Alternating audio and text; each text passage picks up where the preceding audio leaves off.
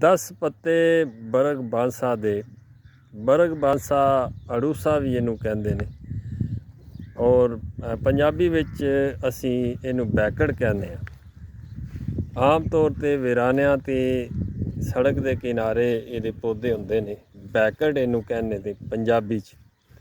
ਤਿੱਬੀ ਜ਼ੁਬਾਨ ਦੇ ਵਿੱਚ ਇਹਨੂੰ ਬਾਂਸਾ ਜਾਂ ਅੜੂਸਾ ਆਖਿਆ ਜਾਂਦਾ ਹੈ। ਇਹਦੇ 10 ਪੱਤੇ ਲੈ ਕੇ ਤੇ ਇਹਨੂੰ ਸਰਦਾਈ ਦੀ ਤਰ੍ਹਾਂ ਪੀਸ ਲੈਣਾ, ਦੋਰੀ ਡੰਡੇ 'ਚ ਰੱਖ ਕੇ ਅੱਧਾ ਕੱਪ ਪਾਣੀ ਪਾ ਕੇ ਤੇ ਹਸਬੇ ਜ਼ਾਇਕਾ ਇਸ ਦੇ ਵਿੱਚ ਮਿੱਠਾ ਪਾ ਕੇ ਤੇ ਪੀ ਲੈਣਾ।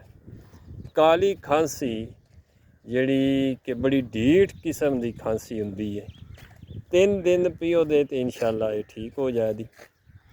ਔਰ ਸ਼ਹੀਕਾ ਇਹਨੂੰ ਕਹਿੰਦੇ ਨੇ ਤਿੱਬੀ ਜ਼ੁਬਾਨ ਦੇ ਵਿੱਚ, ਕਾਲੀ ਖਾਂਸੀ ਨੂੰ।